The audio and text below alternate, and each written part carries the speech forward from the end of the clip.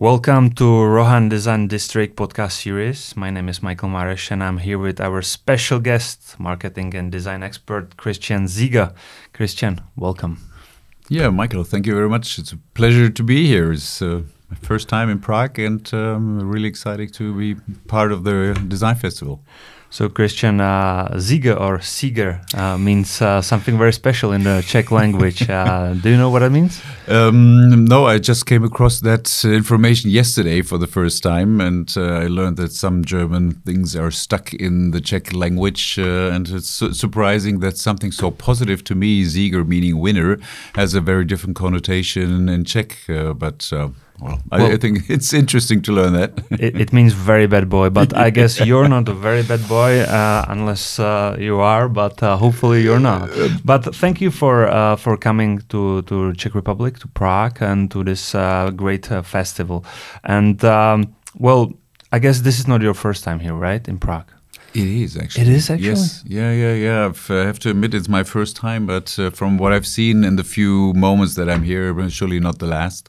And no, I've had the pleasure of seeing many cities in the world, but then you suddenly realize, oh wow, there's still a blank spot, like many more. But no, it's a great pleasure for me to finally come here and have a chance to see your city. Yeah, Rohan Design District Festival is about art, architecture, design, and those are the things that you're very capable of and you're fond of, right? So just tell me a little bit about yourself and your company and the one you built with your brother. Yeah. Well, actually, the company was started by my father in the middle of the 60s as an architectural studio. And then luckily, his business was quite successful. So he started to go into the interior design of sailing yachts. One day, a sink broke, which brought him in contact to the bathroom industry. And that was about also the time when my brother and I got involved. So from Michael, who was really on the creative side, he's the designer, and followed the roots of my father on that side. And for me, it was not so clear to enter the business because it was quite small in the late 80s. But I had the chance of working in London with a big design consultancy. And then I said, what they can do, we can probably do a little better. So I said, after I finished my studies, I joined the business. And now Michael and I continued. We took over from our father in 2003 and run a design consultancy with a team of 27 people in Münster or close to Münster. Well, your company, you have this beautiful castle near Osnabrück. It's called Harkotten Castle. Yes, right. How come you, a company like this, end up in a building like that? Because we as we moved into the industrial design segment, we needed more model making facilities. And so first one garage was emptied and we started making our mock-ups there. And then the second one, and then my father said, maybe it's about time we look out for something new. Easier said than done. It took us 3 years before we found the right old building because he said, well, before I start constructing something, designing something for ourselves. And we have to remember that was the time there was no Google, there was no email, so you really had to drive around and look at all these places. And then Harkotten was one of the first ones we saw. Quite destroyed because right after the war, they were home for elderly people.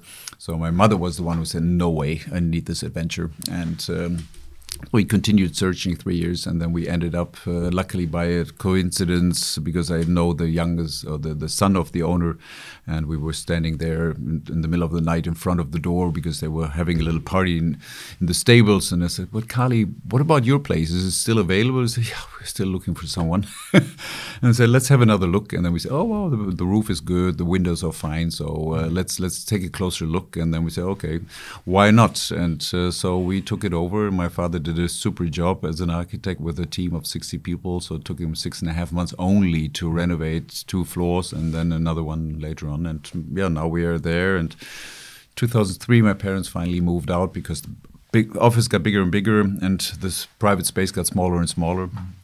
And so we ended up there. Well, what is the history of this place? Because this building looks like a very fancy 17th century palace. Yeah, well, palace maybe makes it. It looks very nice. It's a nice castle. It's a place. It's the summer residence of the noble family, the von Ketteler, and actually it's a very unique situation because next door is another castle, and meaning next door is like 20 meters away. And that noble family, the von they ruled back to the 13th century, and actually a von Kettler married a von Korff, and so the two noble families merged together. And no one of the last two generations lived there because, as I said, right after the war there wasn't a home for elderly people, etc. So therefore they had no close personal relation to it. They were just very happy to find someone like us who was willing and capable to renovate and keep this building in a better shape than it ever was. Well, your business stands on a couple of pillars, right? One is collaboration, one is your premium own brand. So can you just tell me a little bit about both? As I said, we started really with industrial design in the bathroom industry, which was a complete blank space in that segment in the middle of the 80s. And so therefore my father had the pleasure of really starting with Dornbracht, Alapi, Durovitz, Kaldewey, later on Bette, Trilux, etc. So there was a lot of companies that we worked for. And when Michael and I joined more or less officially, I would say in the early 90s, we also added a new segment, which was the tabletop world. So we do consumer products for the porcelain industry, like Arzberg, WMF, etc. And that, covers a variety of areas up to pens for Lamy, etc. So that's a design consultancy business, which is, on one side has the industrial design as a team, and by now the communication team, our advertising segment is as strong as the industrial design team, and they also started to work for independent customers. So we have high-end jewelry brands, or a jewelry retailer, or a distillery. And 20 years ago, already 20 years, we started our own brand called Sieger, using the family name for collaborations with Fürstenberg, for instance, which is an old 275-year-old porcelain manufacturer, following our other passion, the tabletop world. So that's the two main pillars of which we are working on right now.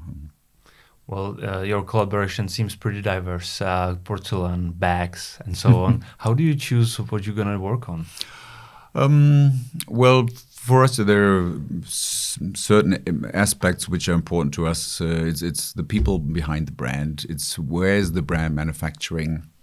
What is their brand DNA? And well, with Fürstenberg, we've been very happy to find a small manufacturing setup who are capable of doing a super outstanding quality, something which is really difficult to find these days. And and they've been willing also to follow our adventures. So the head of production was sometimes, you're really completely nuts with the things that you're showing me.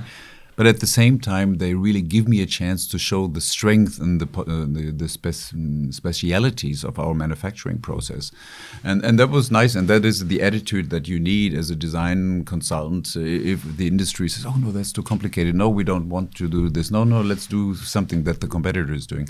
So that was, I think, the great advantage with that. And so with Fürstenberg, we really managed to have that super relation. Yes, we had some adventures in between with glass manufacturers that turned out not to be as fruitful as we had hoped. But, well, you can just wish and just propose that it goes in the right direction. Yeah, having your own brand bears some advantages with itself, right? Maybe a little bit of better margin.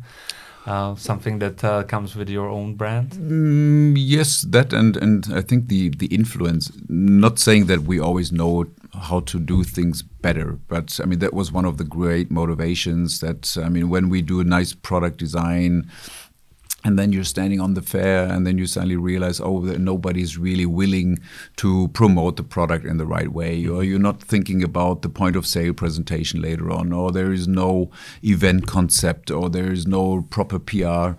And this is something which upset us quite often that we created the super new innovative designs for some of our partners, and then the only thing you see on the fairs, there's a little red label sticker saying new. And they say, come on, we spent That's 2 years of development, and there's so much information, there's so much content in this product, and then nobody knows the story and nobody gets the background of that.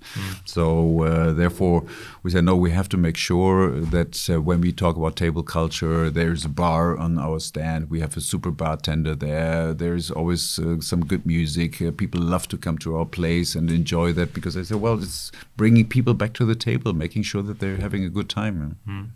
Which of your collaborations is the most successful one in terms of maybe profit or unit sold, size, whatever? Well, that truly is our Dornbracht collaboration, because I mean, for the last 40 years, we had the pleasure of being in charge of their full portfolio, except 1 or 2 items that they have created now over the last years with somebody else. But everything else is done by us, and we managed to overcome generational changes on both sides. So my father started with the senior Dornbracht, etc. So therefore, I think it's a very successful collaboration that we have achieved. I mean, when we are looking at in what kind of private places and what kind of hotels, restaurants, etc., we manage to place our products or see customers passionate about our items. Well, mentioning Dornbracht is a good time to thank them for bringing you over here to Prague. Yes. Well, so kudos. And maybe now let's talk about your family patterns, because I'm wondering, what are the things that you learned from your father, and what are the things that are new to the table that that you came up with, and maybe changed some of the things that your father was okay to work with and you're not? Well, I think what my father really taught us in a very good and detailed way is to be dependent in terms of that your customer can depend on you. So in terms of you're reliable, right? That's the right word. In terms of, okay, if there is a meeting set up for Monday 8 o'clock, then you are there Monday 8 o'clock with the solutions, with the design proposals, etc., and the way you present this. I mean, we spent nights getting stuff out of the printer in the right way, making the right presentation books. In the early days, I know I went to Essen to get our color copies made on transparent paper, because nobody was willing to put transparent paper in the new color copy machines because we were too afraid that we would destroy them. So this is something which we really learned in a very precise way, and I think that was something very good and makes the quality of our design studio, I think, that we are very reliable. And your input? My input, I think was really the whole digital stuff that started. And luckily, my father was so open-minded that he said, okay, if we need a computer, okay, you tell me which one I'm going to buy for it. You choose, you install, you do everything. And that was really expensive stuff in the early days. I just remember our scanner from Siemens was 13,000 euros, just a basic scanner. And forgot the price of my first Mac with 20 MB drive, yeah. No, so that was, I think, something where we had this great exchange between the generations. Maybe describe your partnership with your brother Michael. How do you work together? Do you compete or do you complement each other? No, we super complement each other because he's, as I said, on the creative side. So for him, it was always clear he wanted to be creative at first. When we still been in architecture, he thought I will become an architect. But then when the office and studio moved into the direction of industrial design, he started to study industrial design, actually never finished because he too early got involved in the business, and he said, well, can I go to school or university if somebody is telling me about color schemes, etc., where at the same time I have a meeting with WMF talking about their new coffee machines in the afternoon. So I said, please excuse. So I think after 39 semesters, he resigned officially from his university. He dropped out. He dropped, yes. And I think the great thing is that we both respect each other in a specific way. So he says, well, I never thought that figures could be so interesting and so honest, telling me if design is good or not. And at the same time, I think I'm his most honest design critic, telling him, no, Michael, I don't really see a market potential for this, which maybe sometimes is not so easy for an employee to tell his boss, well, Michael, I'm not sure if that's really going to work. So I think this really makes us fast and successful. Mm-hmm. And on a higher level, how does marketing complement design and the vice versa? Because it seems like there are two sides of one coin, right? Yeah.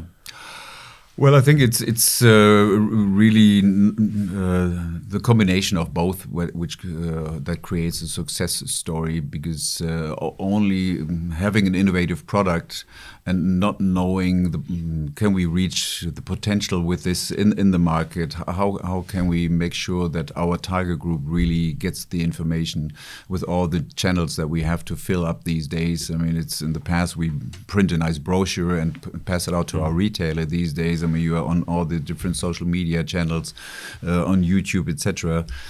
So you have to see how you can fill this up and how you can create the content on that side as well. And I think that helped us in many ways.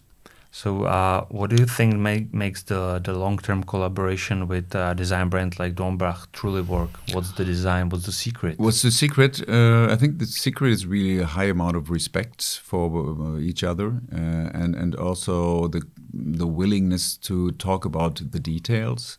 Because this is something that we always manage to discuss when you look at our products. I mean, they're so super proportioned. The precision is outstanding.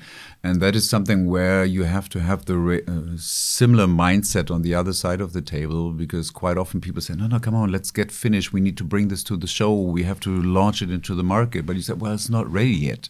Mm-hmm. We need to do another test run, and we need to make sure that it's really super to the point. And that's something where you can try to talk to potential new partners in the early meetings, and we say, well, it's like a marriage. I mean, you have to go out for a dance, you go to the swimming pool, so you see the true nature of your partner. You take him to the movies, see if you laugh at the same scenes. And this is something that we learned over the last years, that it's so important to spend some extra meetings up front before you start to talk about the actual project. Mm-hmm. Because if you say, well, I want something modern, what does modern mean to me? Yeah. So let's see this with certain workshops and some visuals, etc. And I think this is something where we really grew together and have that understanding. Mm. There are also some big corporate clients in your portfolio that you work with, Deutsche Bahn. Right, Sony. We used to, yes. Air Berlin. So maybe can you share some of the insights and challenges that you faced during the collaboration with these? True. Yeah. The Deutsche Bahn, Michael and I, we felt quite flattered when they asked us to design. The station, the smaller stations, come up with a modular concept for those, and then for whatever reason, they finally then said, no, we don't have the budgets to realize this, whereas we spent hours and days discussing that with them. And the most crazy thing was we won a contest for the public restrooms, and realizing that, this is a very interesting segment for the Deutsche Bahn, because they say, okay, this is next to our hairdresser, which has the highest frequencies, our best retailer on the train stations. So we need to link them up. And so we came up with a beautiful concept, worked on this for 2 years, had meetings in trains, in Hamburg, across Germany, and because they were always so super busy, and you have to be here and you have to be there. And so we were always running behind them, and our fathers, God, do you know whom you're working for? I signed the contract, but you have to do everything else. And we said, okay, let's go for that experience. And then 3 weeks before this one big construction was supposed to happen in Essen, a new guy in this ground of 15 people sits at the table and said, you know that Essen is going to be torn down in 2 years completely. And we said, no, nobody here knows that. No, you don't plan a new bathroom setup there for 1.5 million euros because we're going to go all the way. Okay. So they paid us, but nothing ever was realized. So at the end of the day, we just said, okay, this is not our mindset. This is not our way of working. We prefer having privately owned companies at a medium size between 100 and 500 million euro turnover, where we talk to real people and not always just to workshop groups. Yeah. Was there the same experience with Sony and Air Berlin? Yes, Sony, we had the pleasure of working on a new TV setup because we knew the manufacturer who's doing the plastics setups, and he invited us to together with Sony to do that. And then, unfortunately, the factory, the Sony Vega factory, was closed shortly after our design was proposed. And well, looking at it now, I think it's something like 20 years old. By now, it was one of the first flat screen looking ones with ambient light scenarios that we integrated, which are now realized by Philips. Not saying that we've been inventing that and they took it over, but it was interesting that sometimes you had at such an early stage or having these ideas like that, which you then later on see popping up in the market. And I think the other one, Air Berlin, was just doing amenity bags for them. Like we also had the pleasure of doing some pajamas for Lufthansa, which we were quite flattered because, as you know, we had a fashion brand for a while, or fashion segment in our brand. So that was quite exciting. But when you then realize that they said, no, we buy this in Asia, and then the pajama is going to cost you $1.50. Well, those are the challenges working with the big corporate clients, right? Yes, yeah. It is always super exciting, but you have to have, I think, a similar structure. You have to have a studio probably slightly bigger, and where you have to accept that time frames are running much longer, and that's not really us. I mean, we like to bring things to the market faster. Well, you've been in the business for quite a long time. So how do you see that the changing landscape around you that needs to be adjusted, and you need to adapt on that? Probably maybe sustainability is the trend. Absolutely. I mean, I'm super happy that especially Dornbracht now came up with a super innovative approach to the industry, meaning recrafted. So actually, Dornbracht takes back existing products out of the market and revamps them. So the new technology is integrated. You can change the finish, and then you can get your original product back. And at first, one thought it would be the high interest of end users, but right now there's a growing interest really on the project side, where hotels say, well, we need to redesign or update our bathrooms. And the Brenners Park Hotel in Baden-Baden, they just took out 80 bathrooms. So it's the Medicine line, so an old Dornbracht classic line, which they're using. And they said, well, we still love the design, we still love the quality, and it saves 40% CO2. And I think this is super amazing if we use the resources that we have produced and can bring them back. And the same thing is what we are doing on our own brand. When we started 20 years ago, we had super nice lacquered boxes for our champagne cups.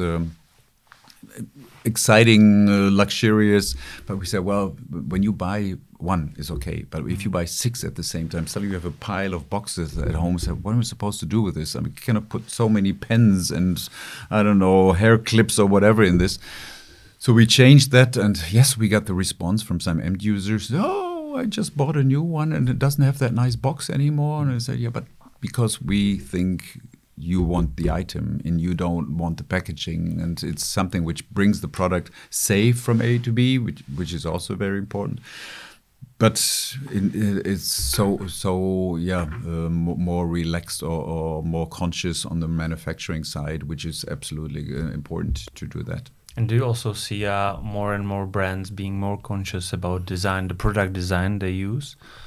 Yes, absolutely. I mean, there is more question of what kind of a material is this, how heavy is the product, in terms of the volume. I mean, when you look at our rain skies, I mean, which we did 20 years ago, we were massive installations in the ceiling, and now our Serenity sky is much, much smaller. So, no, it's something that we definitely see, and I must say, well, now also under the new ownership, Dornbracht has changed on that. Looking at Duravit, for instance, I mean, they're talking about recycled toilet seats, which is one of the most sold items in the bathroom industry, because everybody who moves into a new flat, first thing what you do is get a new toilet seat, and you just throw away this massive plastic item. So it's important, and I think it's great that it's happening here and there. I would have hoped that it would have started a little earlier, but finally it's there, and we need to persuade the customer right now to be willing to spend maybe a little extra money on that. Well, after 3 decades in the industry, what keeps you going? What's the motivation there for you? Well, the motivation on one side really is, when we talk about the bathroom, is that I want people to see this as a living space, and I want them to use this room as a living room where they can really recharge. I mean, there's nothing worse than starting your day in a bad bathroom with not the right water, a cold floor, poor lighting. I mean, even us men are sensitive about what you see in the mirror in the morning. If you say, "Oh, come on, the two of us have to tackle the day today." So I think this is something which I like to make sure that people get that understanding that it's something they do for themselves. I mean, my father said that decades ago. He said, well, if the Germans could put their bathroom in front of the door like their car, the bathrooms would look so much nicer because they can impress their neighbor. But it's something that you do for yourself. And I think this is, the motivation where I try to get people the understanding how important it is to get that recharging moment and try to bring a little bit more nature in your home. Because, I mean, at the end of the day, this is the only thing the bathroom is trying to do, copy Mother Nature with a nice pond or a nice beach scenario. And on the other side, the tabletop world is the motivation of making sure that people stay in touch and talk to each other. Because, I mean, when you look what happens right now with families going on vacations, the kids sit there with big headphones with an iPad in front of them, and the mother just reaches the spoon to feed them and say, come on, talk to each other and spend time cooking together, decorating a table. And maybe sometimes it's good if the dishwasher is broken, because then you start to clean the dishes and start to talk to each other. Yeah, interact. Yeah. Well, maybe last question, Christian, is about sitting here in Prague, heading towards the Rohan Design District Festival. Is there any Czech brand or Czech design you would like to mention, give it credit to, something that struck your mind? That's a challenging question, because I have to admit I'm not so familiar with many Czech designs. I know about a lot of Czech historic qualities, the very impressive glassmaking roots that is well known in Europe, and you always come across that on many fairs. And porcelain as well. Yeah, and so I think that's the craftsmanship and the roots of that is exciting. I came across a very famous character the moment I entered the airport, where I first said, okay, I remember this, the little Maulwurf. The mole? The mole, yes. Yeah, Krteček. Yes. It's called, yeah. Maybe you got inspired during the Rohan Design District Festival. I absolutely will. I was already really impressed about the scenario which I ran into last night, and seeing the dynamic of this team who started it only a year ago, and now it's already 300 people coming out together, and seeing a nice list of great speakers. And so maybe in 5 years people will say, no, don't go to Milan, you got to go to Prague. I mean, that's where the excitement's happening right now. Well, that sounds terrific, but hopefully it's going to come true. Well, thank you, Christian, for being here and talking to Rohan Design District Special Podcast Series. Thank you. Michael, thank you very much for that morning we had here. A vy, milí posluchači, pokud jste doposlouchali až sem a bavilo vás to s námi, dejte tlačítko odebírat na YouTube nebo Spotify. A samozřejmě číst můžete náš pravidelný týdenní newsletter, ke kterému se snadno přihlásíte na webu archizum.cz.